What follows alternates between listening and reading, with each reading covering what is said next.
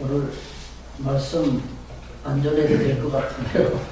우리 서집사님 기도 내용에 다 포함된 것 같아요. 로마서 1장 공부하면서 지금까지 우리 배운 그 모든 내용을 잘 함축해서 기도를 하셨습니다.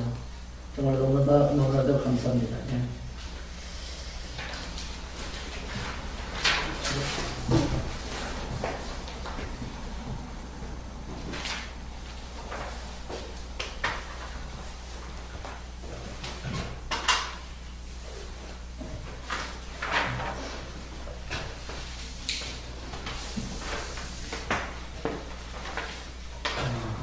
하나님께서 우리를 이제 선택하셨는데 언제 부르셨습니까? 내가 태어나기도 이전에, 그보다도 훨씬 이전이죠. 예수님께서 오시기도 이전인 창세 전에, 그렇죠? 예수 그리스도 안에서 우리를 선택해 주셨습니다. 이게 이제 에베소 1장 3절부터 5절까지 말씀이죠. 그리스도 예수 안에서 나를 선택하셨습니다. 그리고 그분의 그 사랑 안에서 거룩하고 흠이 없게 하시려고 우리를 예정하사 하나님의 아들 되게 하셨다 그죠.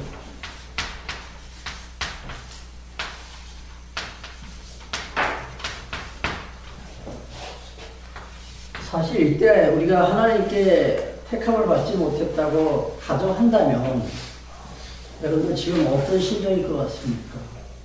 예수를 알기 이전에는 물론 하나님께서 존재하신다는 것도 인정하지 않으니까 택하고 뭐 택함 받지 못했다. 나는 그 말에 대해서 별로 뭐 마음에 어떤 그 반응이 없을 거예요. 근데 우리는 알고 있잖아요. 이제는 택함 받아서 그리스도의 십자가를 통해서 내가 구원받았다는 사실을 알고 있잖아요.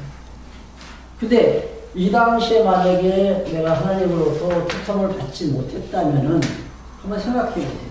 지금 어떤 심정일까?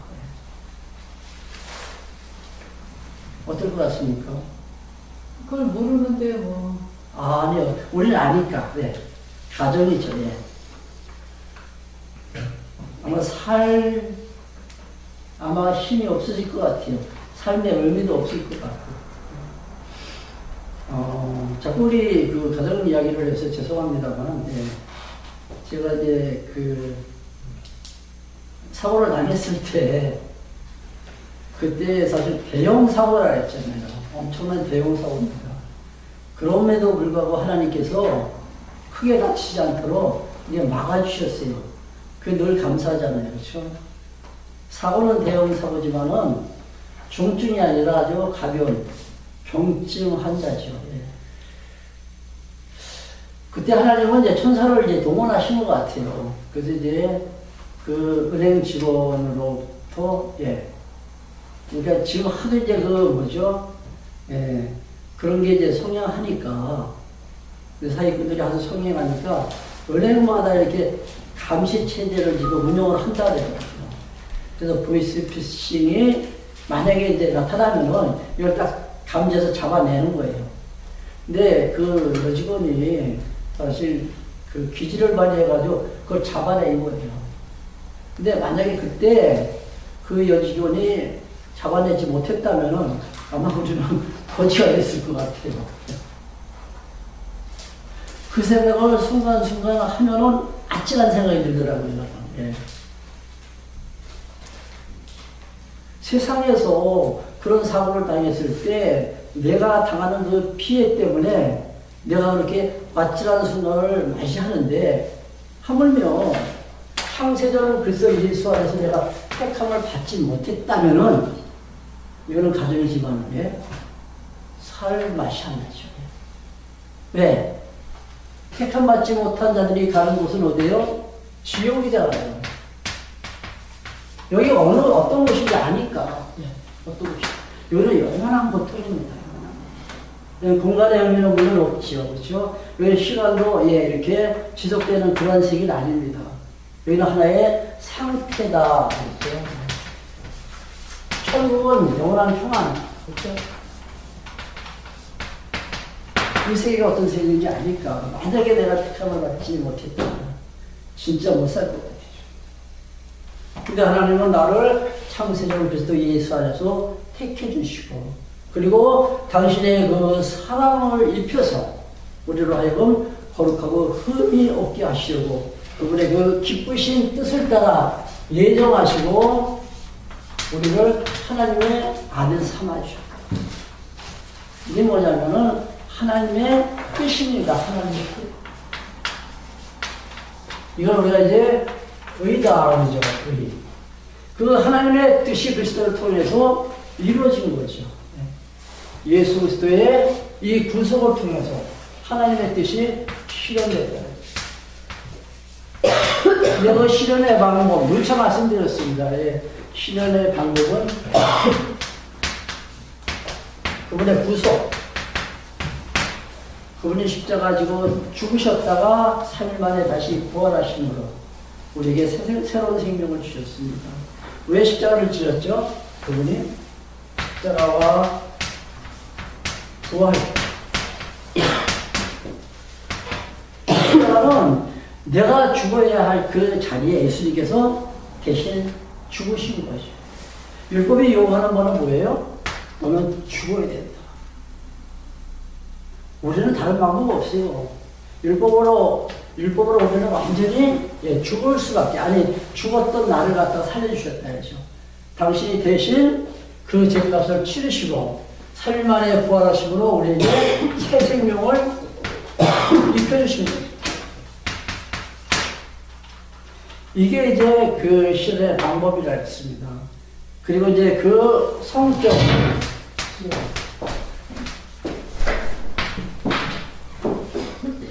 의의 성격이죠. 생각나는 거 있습니까? 의의 성격은 하나님의 은혜다. 또 두 번째는 뭐예요? 그리스도와의 연합, 즉 새로운 생명을 우리에게 부여해 주십니다. 그 세 번째는 뭡니까? 세 번째는 죄와 사망에서 이제 우리는 벗어났다. 그렇죠? 그러니까 율법이 나를 갖다 정지할 수 없다는 얘기죠. 오늘도 이제 마지막 결론 시간에 다시 한번 말씀드리지만은 이제 우리는 율법과는 무관하다. 예. 단절시켰다 했죠. 그렇죠? 단절시켰다. 그리고 이제 마지막에는 뭐죠? 마지막에는 제가 생각이 갑자기 안 나네요. 예. 이게 이제 성격이죠, 성격. 예. 그리고 이제 결과, 의의 결과입니다. 이제는 예수 안에 있는 자들에게는 뭐가 없다? 정죄함이 없다. 너 죄인이 아니다. 정죄함이 없다는 얘기죠. 이게 뭐 다시 말씀드리면 이것도 역시 영원한 생명을 이제 부여받았다는 얘기입니다. 예수 안에 있는 자들에게는 그리스도의 그 생명의 피로 새로운 생명을 우리에게 부여해 주십니다. 두 번째는 이제 새 생명을 얻은 자들을 가리켜서 뭐라 그래요? 하나님의 아들이라고 불러주십니다. 하나님의 아들. 이제 신분이 변화된 거예요. 율법 안에 있을 때는 죄와 율법에 갇혀 있을 때, 그때는 율법의 종이지만 지금은 하나님의 아들이라는 얘기죠. 양자의 영을 우리에게 부여하시고 이제는 너는 내 아들이라 그렇게 불러주시는 거죠. 이제 신분이 어떻게 됐어요? 변화가 된 거죠. 이게 우리 그리스도인들의 정체성입니다. 혹시 여러분들 우리가 당신은 누구십니까? 이런 질문을 받는다면은 뭐라고 대답할 겁니까? 나는 서경훈입니다. 그렇게 대답하죠. 그렇죠? 나는 누구누구의 아들입니다. 이제부터는 나는 하나님의 아들입니다. 이렇게 대답하세요. 그리스도인들의 정체성. 누가? 새 생명을 부여받은 하나님의 자녀들을 가리켜서 이제는 너희는 내 백성이다. 구약의 이스라엘 백성들 광야 생활할 때 하나님께서 말씀하십니다. 내가 거룩하니 너희도 거룩하라. 이렇게 말씀하시면서 너희들은 내 백성이요 내 제사장이다. 좀 제사장의 나라다. 즉 제사를 드려서 하나님을 섬기는 민족이라는 뜻이죠. 제사를 왜 드리냐면은 용서받기 위해서. 그러니까 죄에서 면제받기 위해서 제사를 드리는 거예요. 그러니까 제사라는 그 제도를 통해서 하나님과의 그 관계를 계속 이어갑니다. 그러니까 너희들은 내 백성이고 또 나에게 제사 드리는 제사장 나라다. 이렇게 말이죠. 지금 우리 누구예요? 하나님의 아들이라. 그 하나님의 아들에게 무엇을 또 약속하십니까? 기업을 약속하시죠.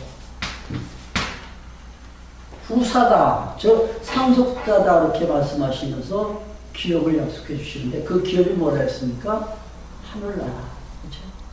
하늘나라의 백성이라.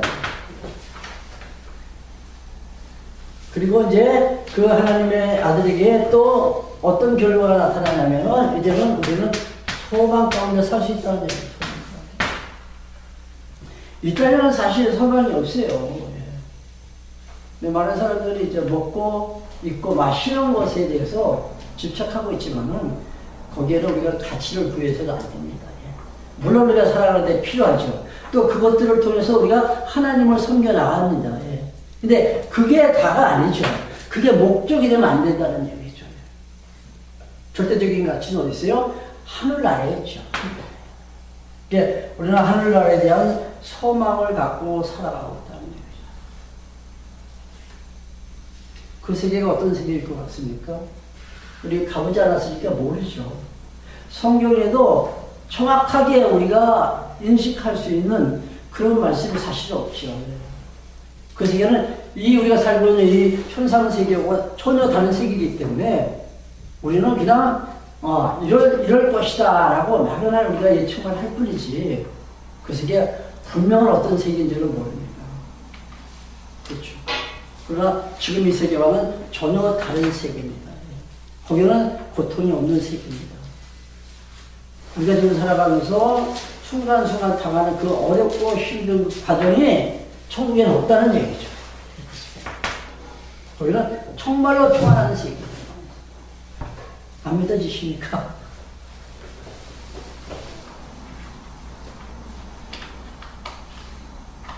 사실 우리가 죽음을 다 두려워하죠.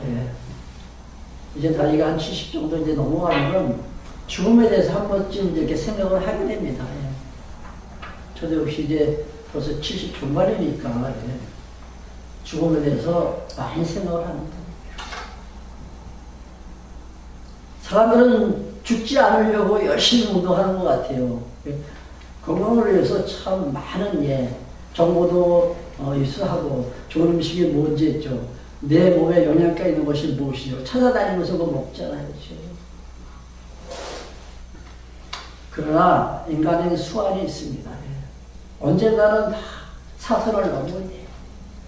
그게 언제가 될지 아무도 모르지만은 죽음이라는 그 단계를 넘어서는 그 순간에 뭐가 펼쳐집니까? 우리에게는 내가 사선을 넘는 그 순간에 어떤 광경이 펼쳐질까요?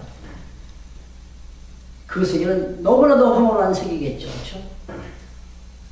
우리 지금 이 현상 세계에서 살아가면서 표현할 수 없는, 그렇죠? 무엇으로도 비유할 수 없는 그 놀라운 영광스러운 세계가 내 앞에 딱 펼쳐질 것이라는 얘기죠.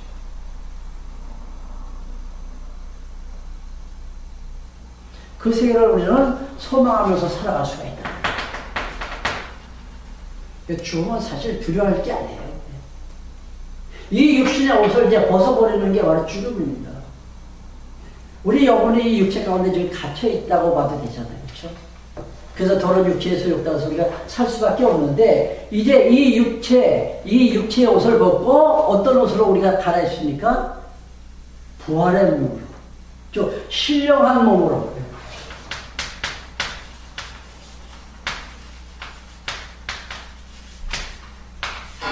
이 육의 옷을 벗어버리고 신령한 몸으로 우리는 갈아입습니다. 그리고 우리는 이제 천국에서 하나님과 더불어서 영원히 편안한 삶을 살아갈 수 있다는 얘기죠. 여기서 더 오래 살고 싶습니까? 그렇죠? 물론 젊은 사람들은 100세, 200세까지라도 살고 싶겠죠. 우리 사이는 그래요. 근데요, 살아 있어야지 말씀을 깨닫잖아요. 아, 네.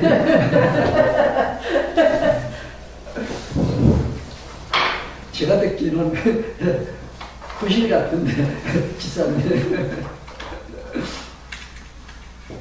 오래 살고 싶은 게 인간의 그 욕망이죠. 하나님께서 살게 하시는 날 동안은 우리가 건강하게 그렇게 삽시다. 제가 그 설날에 이렇게 쓴 글 하나 있죠. 여러분 혹시 읽어보셨나요? 주보 이렇게 제가 실어는 안 봤어요? 읽어봤어요. 읽어봤어요? 주름살이 생기는 건 그건 어쩔 수 없는 거예요. 그렇죠? 근데 이게 하나님께서 원하시는 길이라면 우리는 따라가야죠.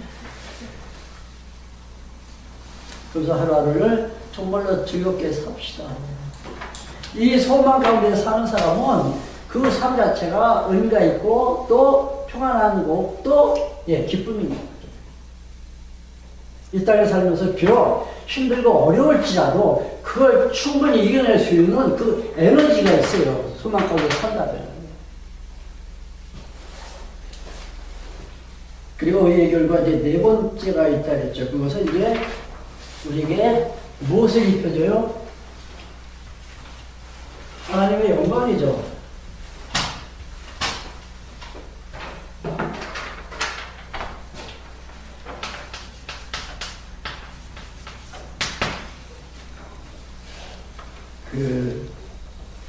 나를 선택하시고, 그리고 이제 예정하시고,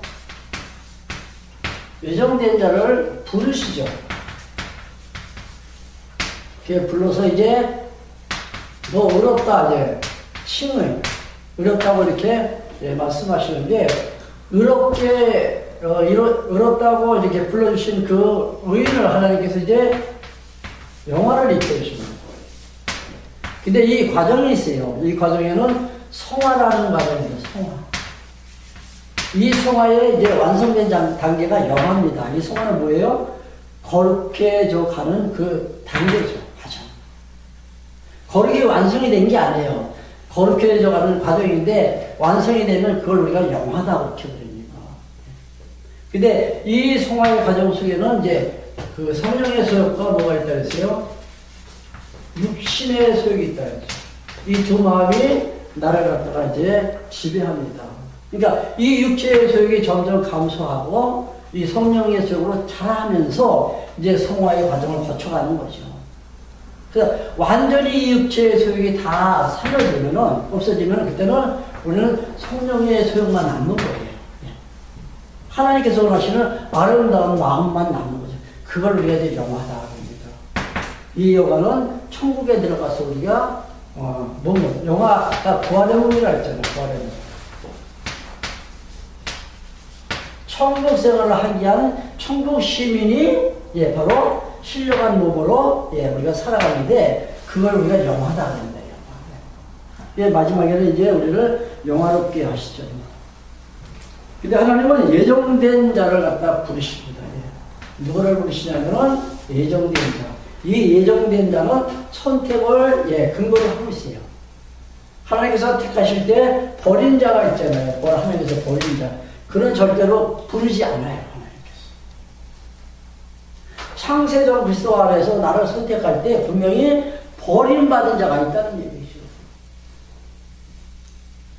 여기서 이제 우리가 하나님께서 버리셨다 하면 사람들이 잘 받아들이지 않습니다. 왜? 뭐 하나님이 그래. 사랑의 하나님이 왜 누구는 사랑하고 누구는 버려. 하나님의 사랑은 제한적인 사랑이에요. 모든 인류를 다 사랑하시는 것이 아니에요. 누구만 사랑해요? 누구만 사랑해요? 하나님은 당신 택하신 자 그만 사랑한다. 그래서 하나님은 철저하게 편애주의자예요.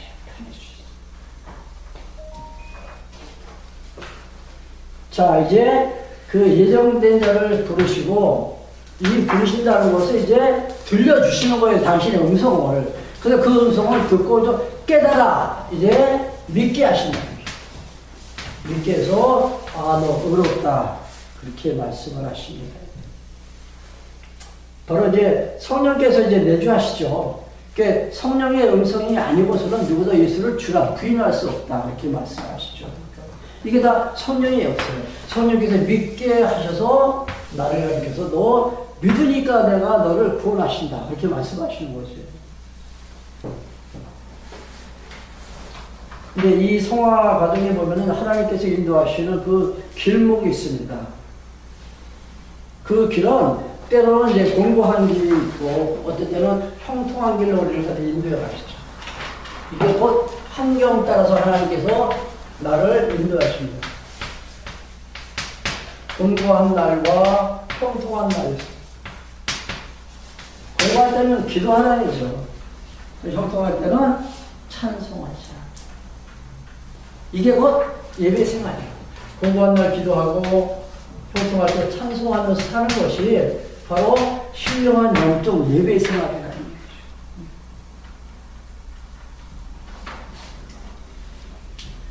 거죠.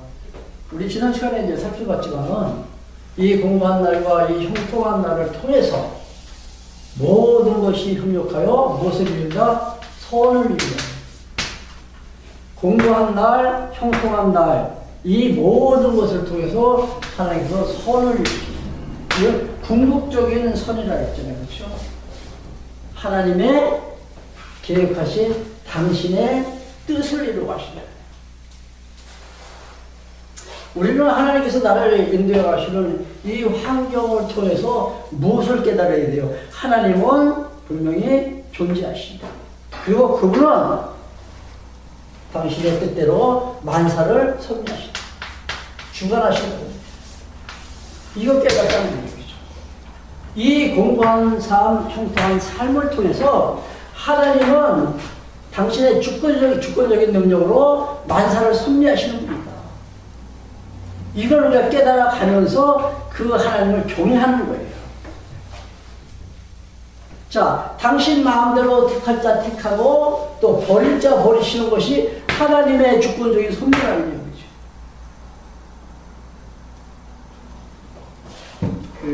많은 사람들이 이제 하나님께서 일하실 때 혹시라도 하나님께서 힘드실까봐 내가 좀 하나님을 좀 도와드려야지 그런 어리석은 생각들을 하게 됩니다.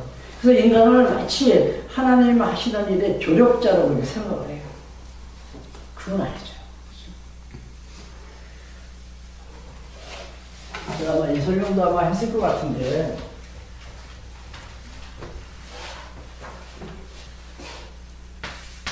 이렇게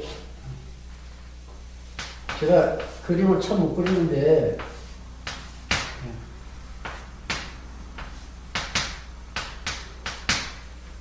됐습니까? 수레가 언덕길에 올라가는 거예요. 수레가. 우리 전도사님 앞에서 그림을 그리니까 좀 무색해지는데 언덕길을 이제 앞에서 끌고 수레를 끌고 올라가는 거예요. 자, 한 사람은 앞에서 한 사람은 뒤에서.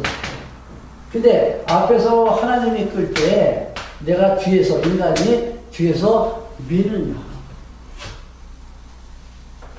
아니겠죠.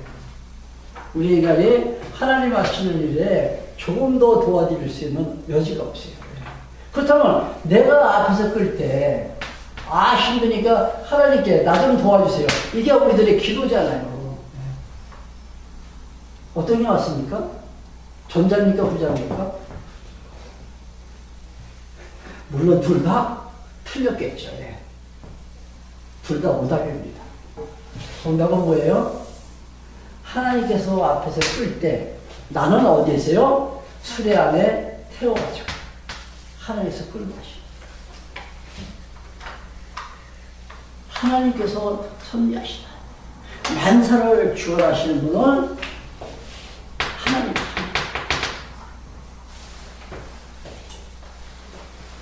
그러니까 공고한 날과 형통한 날, 그 삶을 통해서 그 환경 속에서 하나님이 어떤 분이신가를 우리가 깨닫고 그분을 갖다 경외하면서 사는 것이 가장 아름다운 예배지. 영적 예배의 삶이라는 얘기죠.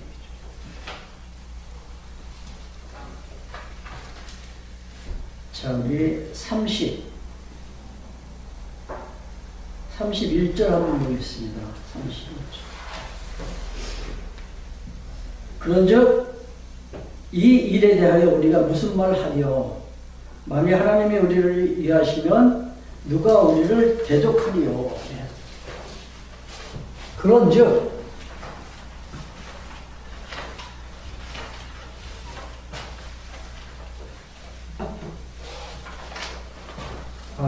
이제 의의 결과 이제 마지막 이제 결론적인 내용인데 최후의 승자는 성도다. 성도의 승리를 갖다 이용하죠. 오늘 우리가 살펴볼 내용입니다. 그 신약 성경의 구조를 봐도 요한계시록에 보면은 교회가 최종 승자다.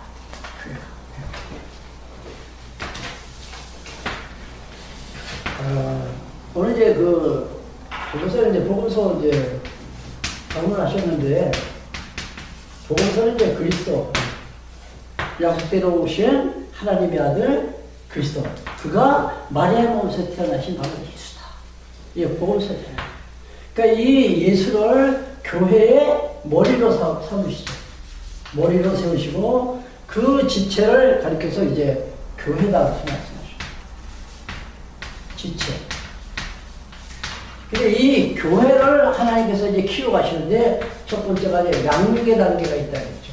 우리가 지금 배우는 그 로마서, 고린도전서, 갈라디아서가 바로 양육 단계입니다.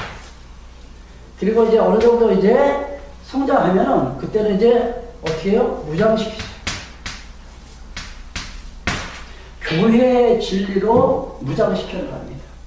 그리고 또 생활로 무장시키고 조직을 통해서 무장시켜 나갑니다.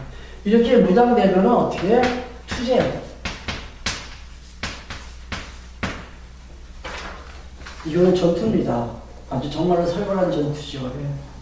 누구와 싸웁니까? 12서 보니까 유대주의자들. 그렇죠? 그리고 야고보세요. 거기는 세속주의자들. 그 다음에 뭐 요한일서 이렇게 보면 이제 이단 세력들 있죠. 그게 한영들. 그러니까 예수 그리스도의 그 육체로 오심을 갖다가 부정하는 그들과의 대적, 그들과의 싸움인데 대적이 바로 누구냐면은 유대주의자들, 세속주의자들, 이단이죠. 근데 이뿐이 아니죠. 오늘날 교회의 대적은 누구예요? 우리 한국교회의 문제점이 사실 많이 있지만은 몇 가지를 이렇게 지배하고 딱 한다면은 기복이 많죠. 또 하나는 뭐예요? 신비. 그리고 인본주의. 이게 사실 교회 대적이에요. 우리가 그 새벽마다 기도할 때 내가 원하는 소원을 하나님께서 이루어달라고 그게 간절히 기도하잖아요.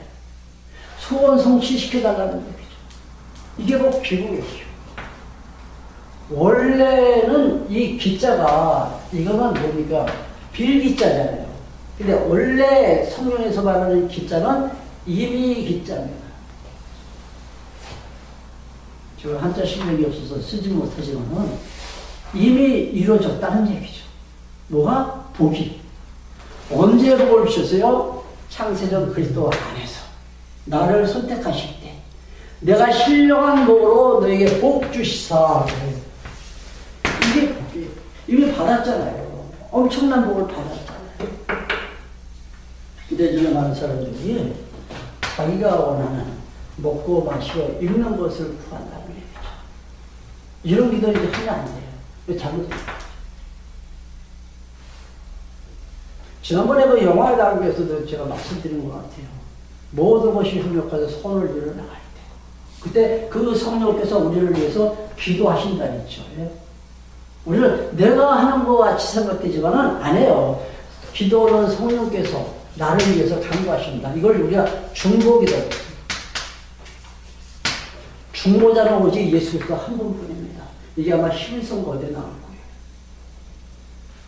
근데 성령께서 기도하실 때 누구의 뜻을 따라서? 하나님의 뜻을 따라서 기도하신다 했죠. 그러니까 성령께서 나를 위해서 기도하신다고 해서 내 삶을 성령께서 인도해 가신다는 얘기예요. 내 삶을. 우리는 내가 오늘 내 발로 걸어서 여기까지 왔다라고 생각하지만 성령께서 내 발걸음을 인도하셔서 여기까지 오게 하셨다는 얘기죠. 근데 이것이 하나님의 뜻이에요. 하나님의 뜻대로 우리를 인도해 가신다는 얘기죠. 이 신비는 뭡니까? 신비는 원래 신비는 신의 비밀입니다. 신의 비밀.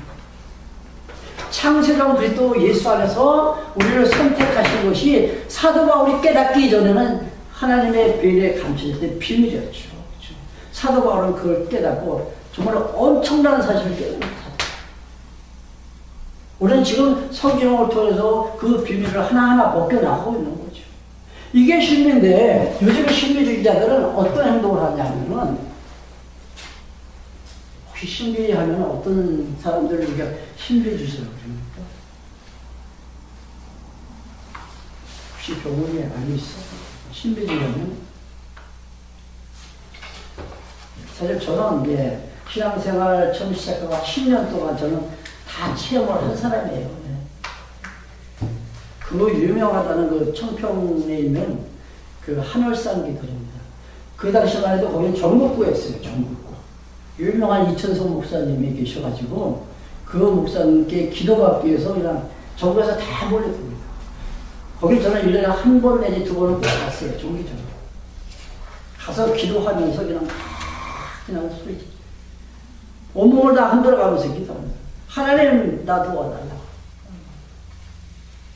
그러다 막 진동도 많이 들어요. 어떨 때는 목사님이 앞에 설계지 여기서 막 뭐가 떨어져요. 불이. 그런 걸 환상 가운데 봤어요. 제가. 기도하면서 진동을 막 느낍니다. 제가 한번 말씀드렸잖아요. 한 1000여 명이 이렇게 아주 그냥 옹기종기 아주 붙어 앉아요. 그래가지고 기도를 시킵니다. 말씀 다 끝나면서 이제 우리 주여 삼차하면서 기도합시다. 그러니까 주여 하는 순간에 이 손목이 막 진동이 오더라고요. 내가 절제할 수 없게 진동이 오더라고요. 그래서 이제 기도를 시작했는데 한참 얼마 동안 했는지 몰라요. 한참 하고 딱 눈을 뜨니까 내 주변에 막 한 몇 메터 이렇게 내 주변에 사람이 한 사람도 없어요. 다 멀리 다 이렇게 도망가는 거예요. 제가 하도 돌아다니면서 기도되고 검주검주 뛰어다니면서 눈을 딱 뜨는데 어떤 사람이 그러더라고요. 귀신 들렸나 봐. 근데 지금 생각하면 정말로 그게 귀신의 장난인데 그건 저는 성령의 역사를 알고 있었다는 얘기죠. 이러한 신비적인 행동 교회 안에 아직까지도 남아있다는 얘기죠. 제가 이렇게 앞에서 그냥 오신 말씀만 붙들고 이렇게 강론을 하니까 목사님 한쪽만 한다는 게 천만의 말씀이에요. 저는 감리교에서부터 신앙생활을 했고 침례 신학을 했습니다. 그리고 장로교 목사님을 만나가지고 이 말씀을 배웠어요. 근데 지금 보니까 너무 정말로 이것만이 진리구나. 제가 이제 깨닫는 거죠. 그래서 말씀만 제가 강조하는데 저거 한쪽으로 너무 치우쳤다. 아니에요. 저는 양면을 다 보고 다 봤어요. 이 신비는 분명히 잘못됐다. 제가 하나만 더 말씀드릴게요. 요즘에 혹시 그 신사도 운동이라고 들어보셨나요?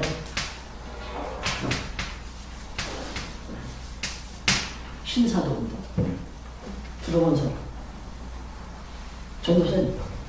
들어보셨죠? 네. 신사도 운동이 뭐냐면은 사실 그 사도시대는 예수님이 이제 부활하시고 성천하시면서 이제 그 제자들을 이제 뽑으셨잖아요.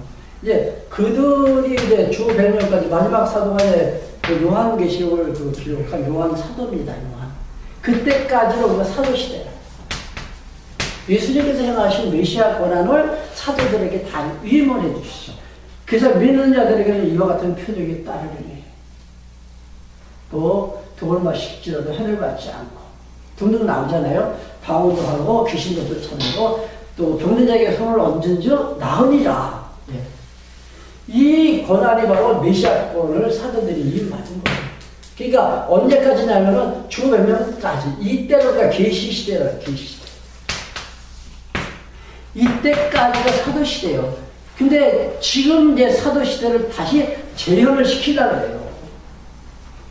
그 유명한 그 목사님 제가 갑자기 이름이 생각이 안 나는데 그 선교에 대해서는 아주 최고의 권위자래요.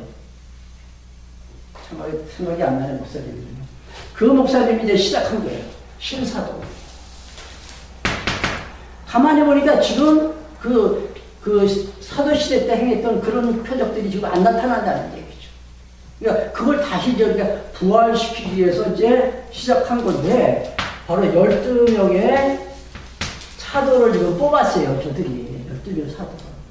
그 각 지역에 아마 한 명씩 아마 세우는 그건 잘 모르겠는데, 이들이 그 사도들이 행한 모든 그 표적적인 그 능력을 이들이 지금도 행한다 그랬죠.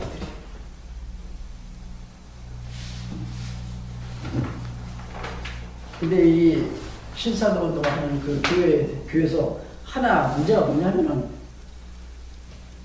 그 하나님께서 기도를 하면은 하나님께서 이 이빨 있잖아요, 이빨. 이 이빨을 변화를 시킨대요. 어떻게 변합니까? 이 이빨이 어떻게 변할 것 같아요? 이게 우리가 이제 유치에서 이제 뭐 연구치료 이렇게 하나님께서 이렇게 우리에게 주셨잖아요. 근데 이 이빨이 황금으로 변한다는 얘기. 진짜 황당한 얘기죠. 황금으로. 그걸 지금 믿고 있어요. 지금 이 신사도 운동하는 그 교회에서는 그걸 철떡같이 믿고 있다는 얘기죠. 처음 들어보셨죠. 근데 그 황금 이빨을 지금까지 본 사람이 하나도 없대요. 왜? 보여주시지 않는데요. 만약에 누구에게 보여주면 그 순간 그 이빨이 다시 원위치로 다시 돌아온다는 얘기죠. 그걸 믿어요. 제가 기도원 다니면서 그때 본 그 어떤 그 이상한 행동들, 막 이렇게 손을 얹으면 막 쓰러지고 막 벌럭 뒤로 자빠져가지고 그 막 흔들고 몸을 미치는 그런 행동들을 지금 하고 있어요. 아주 큰 대형교회에서. 자그마한 교회도 아니에요. 그러니까 12명의 사도는 누구를 세우냐면은 정말로 누구나 인정할 수밖에 없는 크게 붕한 교회. 뭐 몇만 명, 몇십만 명 모이는 그 교회. 그 교회 목사님을 사도다. 이러한 능력이 바로 신비주의예요, 신비주의. 이 인본주의 뭐예요? 인간의 중심이 되는 거죠. 신본주의는 주체가 하나님이에요. 하나님께서 섭리하실 때 당신의 주권적인 사역으로 그 섭리하시는데, 인본주의는 인간이 한다는 얘기예요. 신본주의는 하나님의 영광을 위해서 하나님께서 하시지만, 인본주의는 인간의 행복을 위해서 한다. 행복을 위해서. 이 땅에 유토피아를 건설해요. 이러한 사상이 저 우리 교회 안에 만연되어 있다. 이게 우리가 물리쳐야 할 대적이에요. 유대주의, 세속주의, 이단들, 그리고 기복, 신비, 이 인본주의. 이거하고 좀 있어.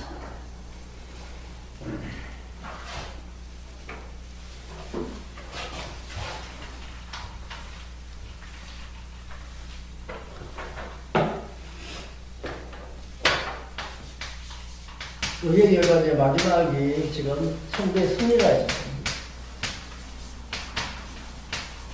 첫 번째는 우리에게 대적할 자가 없다. 대적자가 없다. 두 번째는 우리를 그 정죄할 자. 정죄할 자도 없다.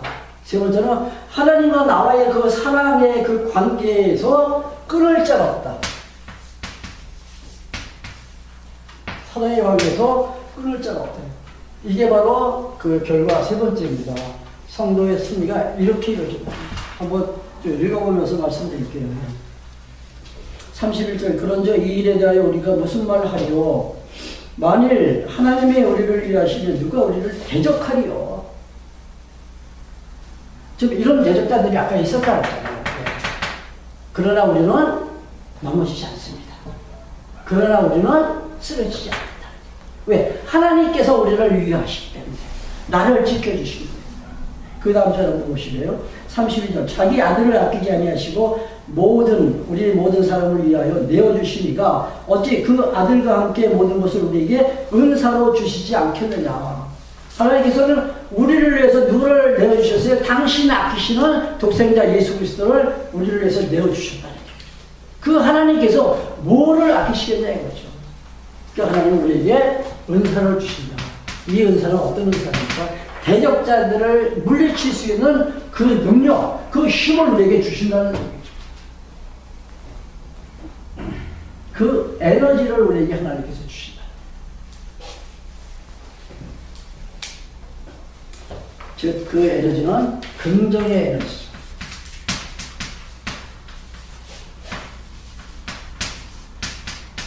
이 에너지는 어떻게 공급해 주십니까? 말씀을 통해서.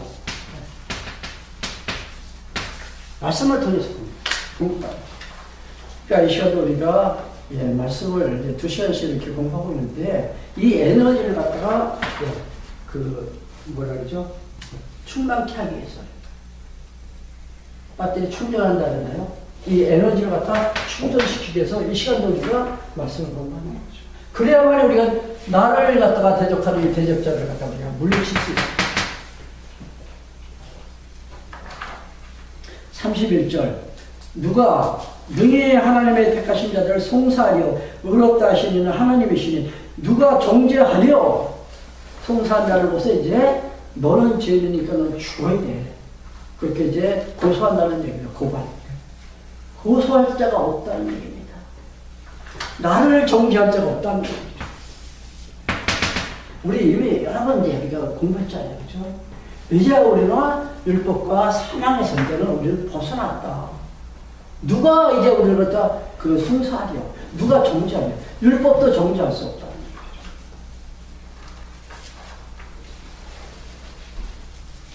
34절. 누가 정죄하려 죽으실 부자되어 다시 살아나신 이는 그리스도 예수시니 그는 하나님 우편에 계신 자여 우리를 위하여 간구하시는 자였다. 아까 성령께서 우리를 위해서 기도해 주신 자. 예수 그리스도께서 우리를 위해서 간구하신다. 간구. 여기서 말하는 이 간구는 우리를 변호해 주신다. 변호. 율법은 나를 정죄하려고 하지만은 예수님께서 지금 변호자가 돼서 우리를 갖다가 변호해 주신다는 얘기죠. 하나님의 택함 받은 그 자녀는 하나님께서 의롭다라고 칭해 주시고 그 의를 보존하기 위해서 변호자로서 나를 위해서 지켜주시는 거예요. 나를 지켜주기 위해서 변호자로서 오늘도 기도하시는 거예요.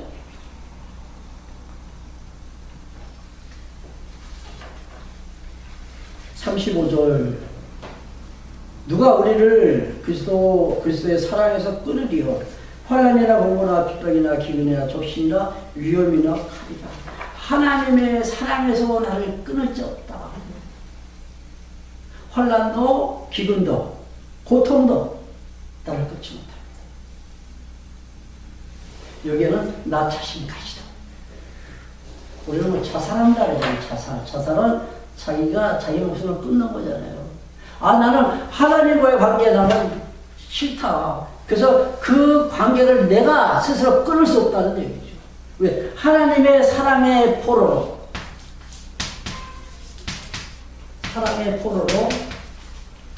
나를 완전히 얽어놓는 거예요. 그러니까 이 사랑의 도마줄로 나를 완전히 묶어놓은 거예요.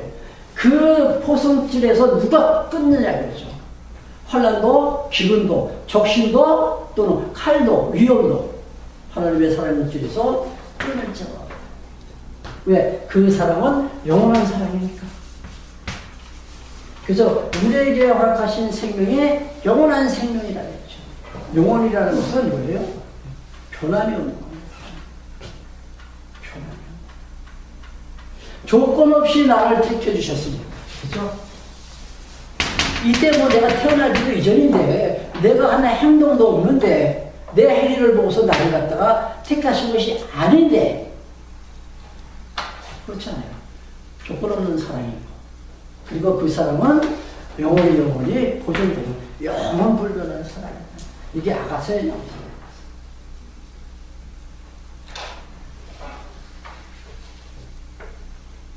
36절 보시기 바랍니다. 36절. 기록된 바 우리가 종일 주를 위하여 죽임을 당케 되며 도사할 양같이 여기심을 받았나이다. 예수님께서 우리를 위해서 죽으실 때 정말로 도사할 어린 양같이 십자가 지셨잖아요. 이제 우리도 그분이 지금 지신 그 십자가를 지고 예수님을 따라가는 거예요. 그 길이 얼마나 힘듭니까? 정말로 고통스러운 길이에요. 예수님을 따라가는 그 길은 넓고 평탄한 길이 아니라 그랬죠. 아주 좁고 협착한 그 계곡입니다. 돌짝밭 같은. 그 길을 걸어갔지라도 거기서 넘어지지 않는다는 얘기죠. 왜? 하나님께서 나를 붙잡아 주십니까? 그 사랑의 그 보석줄로 나를 꼭 붙잡아 주십니까? 쓰러지지 않아요. 그 사랑의 줄에서 우리가 탈락되지 않는다. 그 다음 절 보세요. 37절. 그러나 이 모든 일에 우리를 사랑하심으로 이로 말미암아 우리가 넉넉히 이기는다. 하나님의 사랑 때문에 하나님이 나를 사랑하심으로 이제는 넉넉히 이기는 겁니다. 아주 그냥 뭡니까? 뭐라고 표현이 갑자기 안 나오네. 간신히.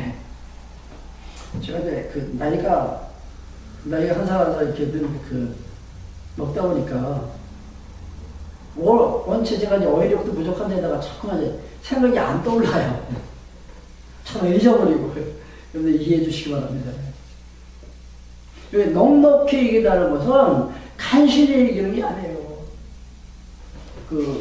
우리가 이제 수고좀 이제 경기 이제 관람하면은 TV 중계를 보면서 이제 보잖아요. 그러면 이제 1대0 아니면 2대1, 3대1로 이기는 걸 우리가 뭐라 그래요? 신승이라 그러죠. 그렇죠? 신승. 간신히 이겼다는 얘기죠.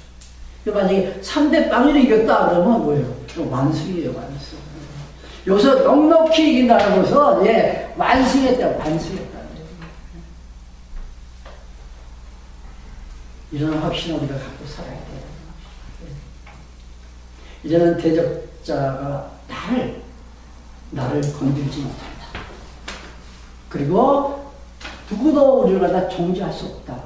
또 하나는 그리스도와의 사랑의 줄에서 끈을 잡고 이런 확신을 갖고 산다면 정말로 이 땅에 사는 날 동안 우리가 편안하게 살 수가 있죠.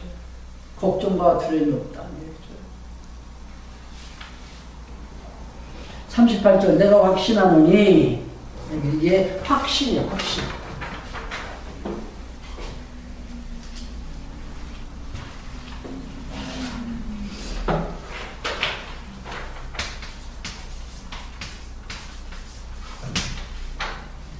신앙에는 이제 맹신도 있고, 확신이 있습니다. 그렇죠?